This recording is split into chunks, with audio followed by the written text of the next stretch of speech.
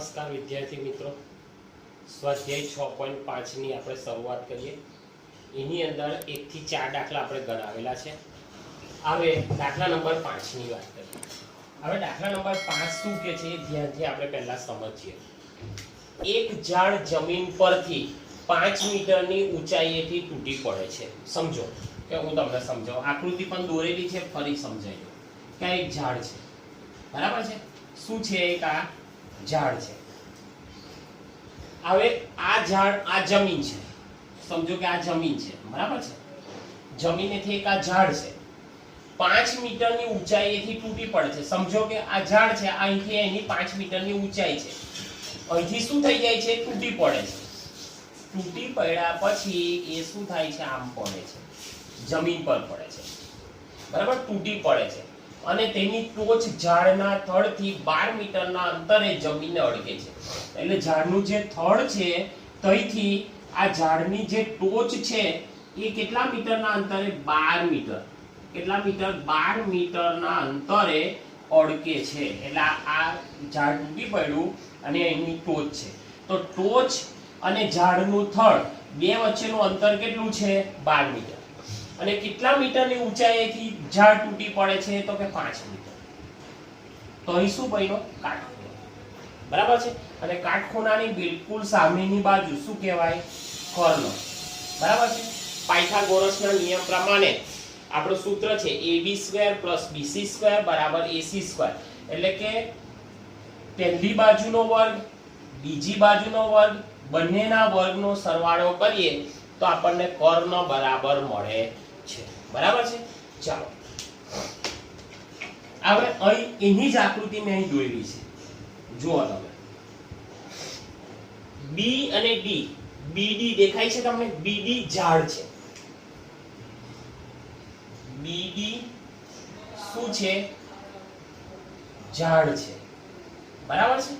પછી તમે જુઓ, સી બિંદુએથી, બિંદુ સી થી ઝાડ શું થાય છે? અહીંથી ઝાડ આમ તૂટી પડે છે અને અહીં આવીને અટકે છે.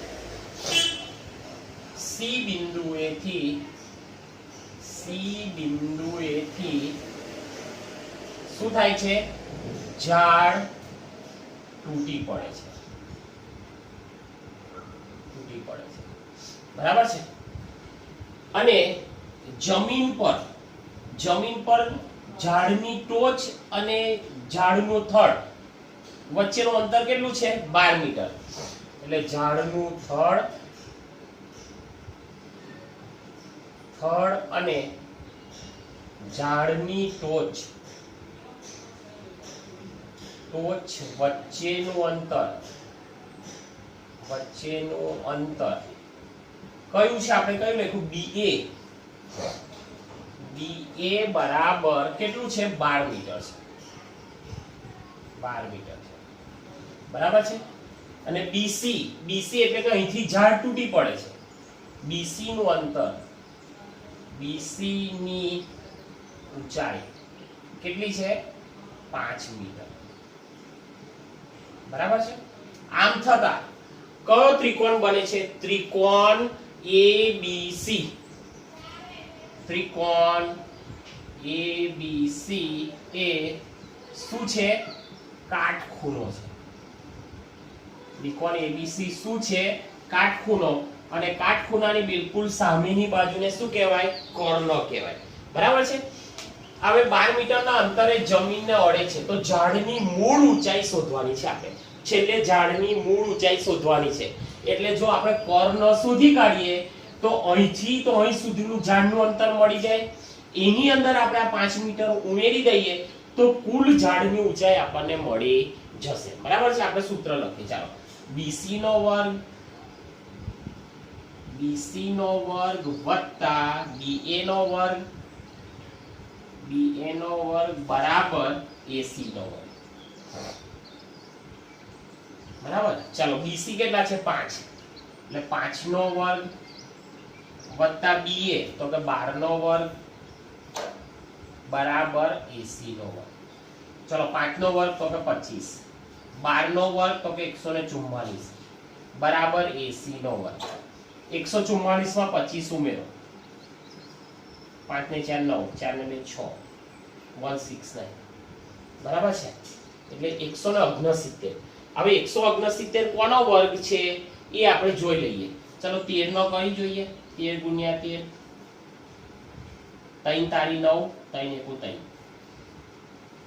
બરાબર છે. 13 નો વર્ગ છે એટલે 169 બરાબર 80 નો વર્ગ.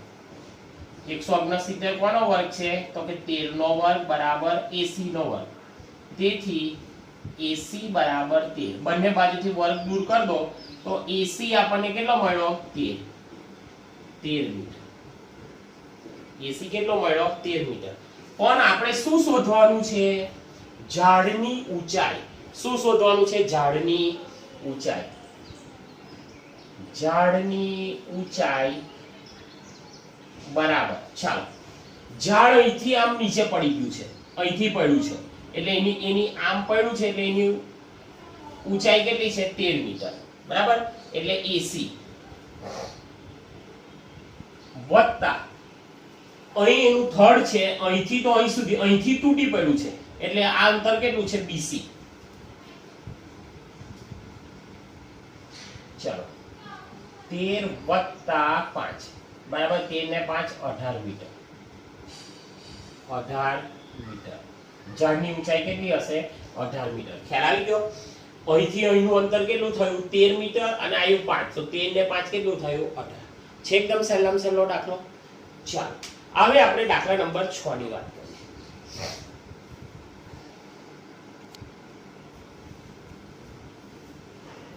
ચાલો દાખલા નંબર 6. દાખલા નંબર 6 શું કહે છે આપણને? જો ત્રિકોણ PQR માં આપણે એક આ ત્રિકોણ દોર્યો છે, ત્રિકોણ PQR માં ખૂણો Q અને R અનુક્રમે 25° અને 65° છે. ખૂણો Q કેટલા અંશ છે તો કે 25°. ખૂણો R કેટલા અંશ છે તો કે 65°. તો નીચેનામાંથી કયું સાચું છે, કયું વિધાન સાચું છે તે લખો. આપણને 3 વિધાન આપ્યા છે. PQ નો વર્ગ વત્તા QR નો વર્ગ બરાબર RP નો વર્ગ. એક. બીજું PQ નો વર્ગ વત્તા RP નો વર્ગ વત્તા QR નો વર્ગ. આ બીજું. ત્રીજું RP નો વર્ગ વત્તા QR નો વર્ગ બરાબર PQ નો વર્ગ. આ ત્રીજું. બરાબર છે. હવે આ ત્રણની અંદરથી કયું સાચું છે એ આપણે નક્કી કરવાનું છે. હવે આપણે પહેલા જોઈએ કે આ ત્રિકોણ છે. જે પ્રમાણે દાખલો આપ્યો છે એ પ્રમાણે આપણે ત્રિકોણ દોરી દીધો છે. Q 25°, R 65° અને P આપણને નથી આપ્યો. બરાબર છે. પણ આપણને ખબર છે કે ત્રિકોણના 3 ખૂણાના માપનો સરવાળો કેટલો થાય 180. બરાબર છે. તો આપણે લખીએ ત્રિકોણ PQR માં ખૂણો Q પ્લસ ખૂણો R પ્લસ ખૂણો P બરાબર કેટલો થાય 180°. બરાબર છે. આપણને ખબર છે કે ત્રિકોણના 3 ખૂણાના માપનો સરવાળો કેટલો થાય 180°. બરાબર છે. એટલે કે ત્રિકોણ PQR માં ખૂણો P વત્તા ખૂણો R વત્તા ખૂણો P બરાબર 180. ચાલો હવે આપણે જોઈએ ખૂણો P કેટલો છે તો કે 25° વત્તા ખૂણો R કેટલો છે 65° વત્તા ખૂણો P આપણને આપેલો નથી એટલે ખૂણો P બરાબર 180°. ચલો આ બેનો સરવાળો કરો. 65 માં 5 એટલે 70, 80 ને 90, 90° વત્તા ખૂણો P બરાબર 180°. P આપણે શોધવાનો છે 90 ને પેલી બાજુ લઈ જવું. તેથી ખૂણો P બરાબર 180° માઈનસ 90°. ખૂણો P બરાબર કેટલા અંશ થયા 90°. એટલે આ ખૂણો કેટલા અંશનો થયો? P કેટલા અંશનો થયો 90 અંશનો. હવે 90 અંશનો એટલે કાટખૂણો. બરાબર છે. ખૂણો P એ કેવો છે? કાટખૂણો છે. ખૂણો P એ શું છે? કાટખૂણો. તો આ જે ત્રિકોણ છે એ ત્રિકોણને આપણે કયો ત્રિકોણ કહીશું? કાટકોણ ત્રિકોણ. કયો ત્રિકોણ કહીશું? કાટકોણ ત્રિકોણ. તેથી ખૂણો P એ કાટખૂણો છે. તેથી ખૂણો ત્રિકોણ PQR એ કાટકોણ ત્રિકોણ છે. કાટકોણ ત્રિકોણ છે. કયો ત્રિકોણ છે? કાટકોણ ત્રિકોણ છે. હવે તમે જુઓ આ 90 અંશનો છે તો 90 ની બિલકુલ સામેની બાજુ એટલે કે આ બાજુ એને શું કહેવાય? કર્ણ. બરાબર છે. ખૂણા P ની સામેની બાજુ કઈ? QR. શું છે? કર્ણ છે. બરાબર. સામેની બાજુ આખો કાટકોણ ત્રિકોણ થયો. કાટકોણ ત્રિકોણની બિલકુલ સામેની બાજુ શું કહેવાય? કર્ણ. બરાબર છે. બિલકુલ સામેની બાજુ કઈ કહેવાય? કર્ણ. તો આપણને ખબર છે પાયથાગોરસના ગુણધર્મ પ્રમાણે આપણે પાયથાગોરસના પ્રમેય પર આપણને ખબર છે કે બે બાજુઓનો વર્ગનો સરવાળો એ ત્રીજી બાજુ બરાબર હોય છે. એટલે ત્રિકોણ ABC હોય તો AB² + BC² = AC². તો આની બાજુ કઈ? તો કે PQ નો વર્ગ વત્તા આ PR નો વર્ગ. બરાબર છે. PQ નો વર્ગ વત્તા PQ નો વર્ગ કરીએ વત્તા PR નો વર્ગ કરીએ ઇક્વલ ટુ QR નો વર્ગ અથવા RP નો વર્ગ કરીએ. ચાલો અહીં લખીએ આપણે PQ નો વર્ગ આ બાજુ થઈ આ કઈ બાજુ થઈ? કર્ણ.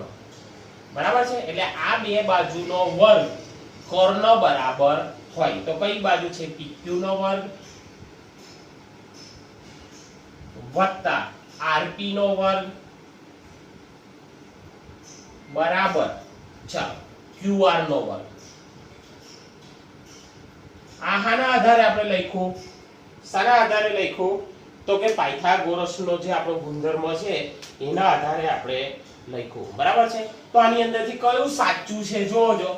PQ નો વર્ગ વત્તા RP નો વર્ગ બરાબર QR નો વર્ગ. બરાબર છે. એટલે આમ 2 નંબરનું કયા નંબરનું? આમ ત્રિકોણ PQR માટે 2 નંબરનું વિધાન કેવું છે? સાચું છે. બરાબર છે. ચાલો આ તો આપણો દાખલા નંબર 6.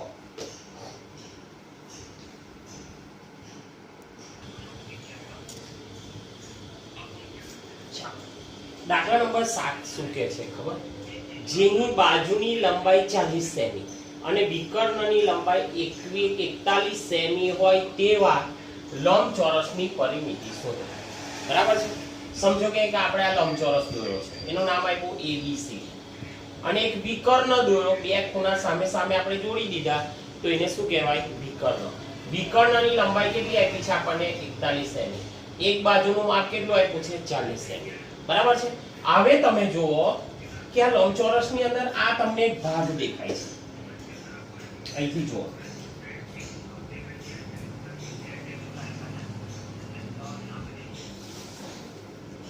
દેખાય છે. તો કે આ શું છે ખબર તમને? કાટકોણ ત્રિકોણ છે. શું છે? કાટકોણ ત્રિકોણ. તો કાટકોણ ત્રિકોણ કયો છે? તો કે DAB આપણે લખીએ DAB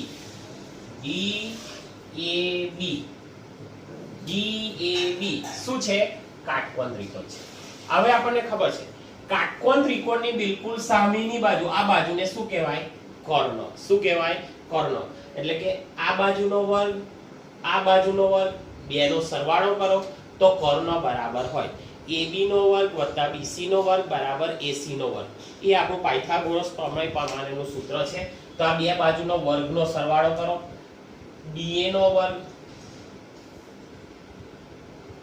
વત્તા બીજી બાજુ AB નો વર્ગ. આ બેનો સરવાળો કરો તો કર્ણ બરાબર થાય તો BD નો વર્ગ. ચાલો DA કેટલા છે આપણે જોઈ લઈએ. DA તો કે આપણે શોધવાના છે. બરાબર છે. DA આપણે શોધવાના છે વત્તા AB કેટલા છે? 40 સેમી એટલે 40 નો વર્ગ. ચાલો BD કેટલા છે? તો કે 41 નો વર્ગ. બરાબર. BA નો વર્ગ વત્તા 40 નો વર્ગ એટલે 4 ચોક 16 અને એક મીંડાના બે મીંડા 1600. 41 નો વર્ગ કરી દઈએ આપણે. 41 ગુણ્યા 41 0 4 એકુ 4 4 ચોક 16 1 એકુ 1 1 ચોકુ 4 1681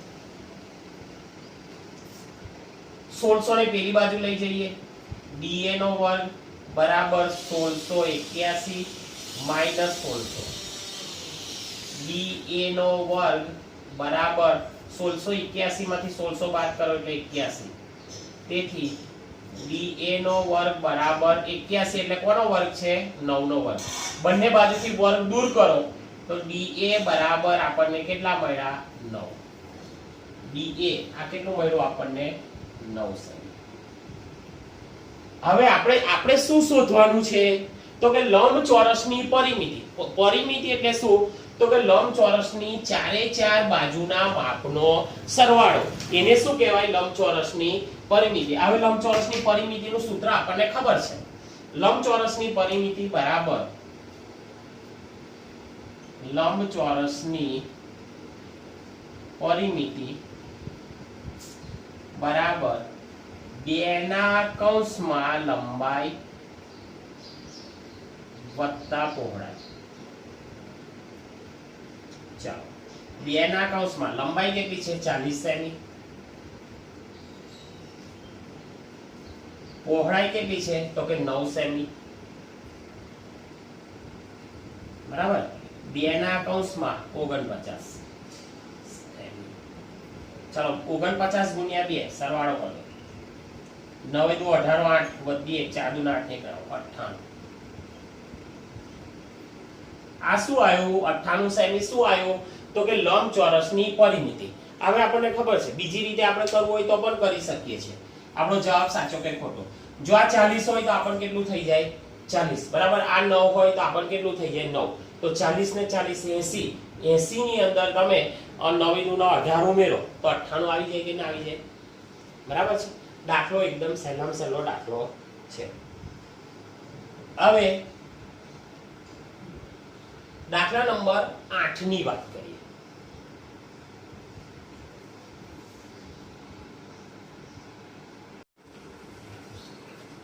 દાખલા નંબર 8 ની વાત કરીએ સમબાજુ ચતુષ્કોણના વિકર્ણોના માપ 16 સેમી અને 30 સેમી છે તો તેની પરિમિતિ શોધો આવે જો આ એક આપણે એક ચતુષ્કોણ દોર્યો છે કયો ચતુષ્કોણ સમબાજુ ચતુષ્કોણ હવે સમબાજુ ચતુષ્કોણની અંદર આપણને ખબર છે કે બધી બાજુઓના માપ કેવા હોય છે સરખા સમબાજુ ચતુષ્કોણની અંદર બધી બાજુઓના માપ કેવા હોય સરખા અને વિકર્ણો સમબાજુ ચતુષ્કોણની અંદર વિકર્ણો એકબીજાને કાટખૂણે એટલે કે 90 અંશના ખૂણે કાટખૂણે દુભાગે છે બરાબર છે તો તમે જુઓ આ એક વિકર્ણ છે આ વિકર્ણ છે O બિંદુમાં છેદે છે બરાબર છે એટલે વિકર્ણો કાટખૂણે દુભાગે છે ચાલો જેવું આકૃતિમાં છે રકમ આપી છે એવું જ મેં અહીં લખ્યું છે તમે જોઈ લો અહીં સમબાજુ ચતુષ્કોણ ABCD આપ્યો છે આપણે દોરી દીધો ABCD આ સમબાજુ ચતુષ્કોણ દોર્યો છે જેના વિકર્ણો AC અને BD છે આ વિકર્ણ આપણે દોર્યા AC અને BD એ એના શું છે વિકર્ણો છે હવે વિકર્ણોનું છેદ બિંદુ કયું છે તો કે O છે O બિંદુની અંદર બંને વિકર્ણો છેદે છે સમબાજુ ચતુષ્કોણમાં વિકર્ણો કાટખૂણે દુભાગે છે કેવી રીતે દુભાગે છે કાટખૂણે દુભાગે છે અને વિકર્ણોનું છેદ બિંદુ કયું છે O છે જેવું આકૃતિમાં છે એવું જ મેં આ બાજુમાં લખ્યું છે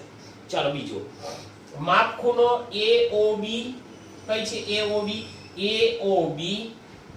બરાબર માપખૂણો BOC બરાબર માપખૂણો COD બરાબર માપખૂણો DOA બરાબર આ બધા જ ખૂણા કેવા છે સરખા છે અને કેટલા અંશના છે 90 અંશના છે હવે તમે જુઓ વિકર્ણો કાટખૂણે દુભાગે છે એટલે AC જે વિકર્ણ છે એની અંદર AO નું માપ AO અને OC બંનેના માપ કેવા હોય છે સરખા છે બરાબર છે એટલે સમજો કે AC નું માપ જો 30 સેમી હોય તો આનું અડધું કરો તો આ 15 સેમી અને આ 15 સેમી બરાબર છે એ જ પ્રમાણે DB વિકર્ણનું માપ આપણને 16 સેમી આપ્યું છે તો તો આ કેટલું થશે OB 8 સેમી અને OD પણ કેટલું થશે 8 સેમી.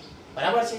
એ જ વસ્તુ મેં અહીં લખી છે. જો OA બરાબર OC, OA બરાબર OC એટલે કે આનું માપ એ OA નું માપ અને OC નું માપ બંનેનું માપ કેવું છે સરખું.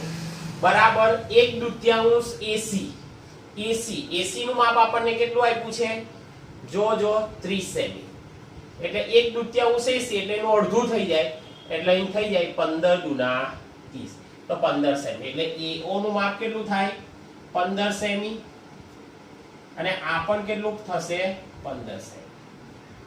15 અને 15 30 થઈ ગયા. ચાલો એ જ પ્રમાણે OD બરાબર OB આ બંનેનું માપ કેવું છે સરખું. હવે DB નું માપ આપણને કેટલું આપ્યું છે 16 સેમી એટલે 1/2 DB એટલે 2 8 16 એટલે 8 સેમી એટલે OB નું માપ પણ 8 સેમી અને આ પણ 8 સેમી બંનેનો સરવાળો કરો 8 ને 8 કેટલા થયા 16 સેમી. બરાબર.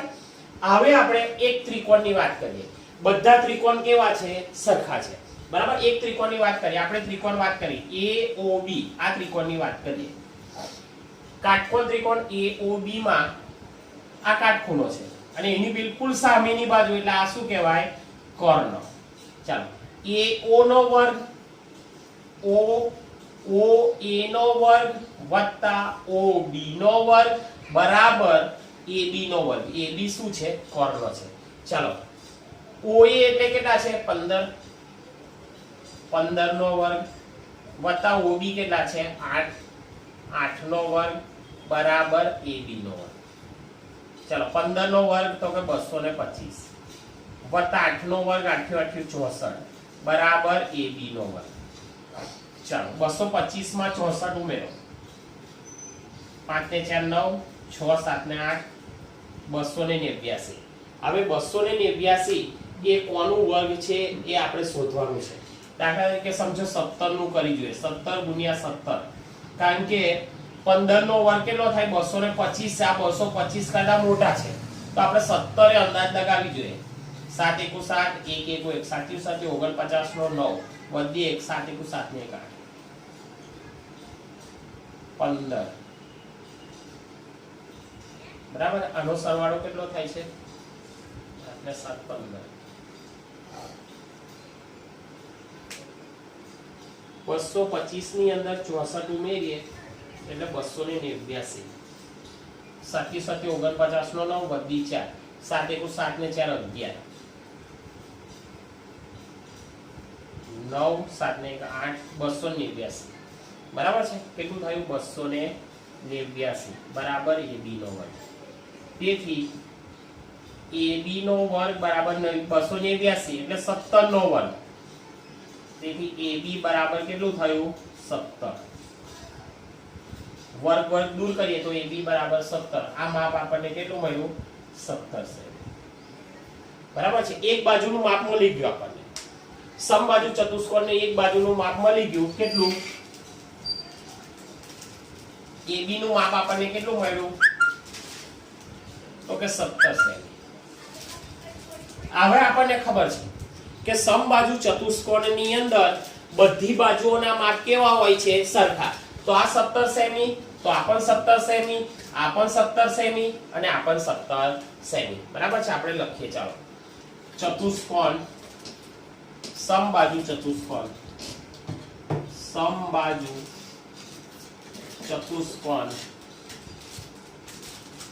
કયો ABCD ની પરિમિતિ શું શોધવાનું છે આપણે પરિમિતિ બરાબર. ચાલો કેટલી બાજુ છે ગણો તો 1 2 3 અને 4 4 × 17 17 × 68 સેમી. આ આપણો જવાબ આવ્યો. સમબાજુ ચતુષ્કોણની પરિમિતિ કેટલી આવી 68 સેમી. બરાબર છે. એકદમ સહેલામાં સહેલો દાખલો. આપણું ત્રિકોણ અને તેના ગુણધર્મો પ્રકરણ અહીં પૂરું થાય છે. ત્રિકોણ અને તેના ગુણધર્મો પ્રકરણ ખૂબ જ અગત્યનું પ્રકરણ છે.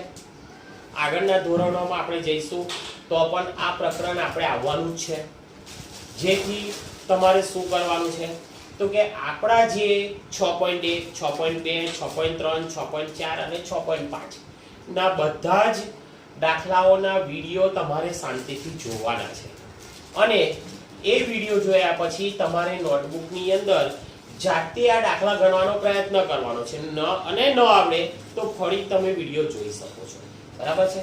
હજુ હું તમને ફરી એક વખત કહું છું કે બધા વિષયોની અંદર જો સહેલામાં સહેલો જો વિષય હોય તો એ ગણિત છે, બરાબર.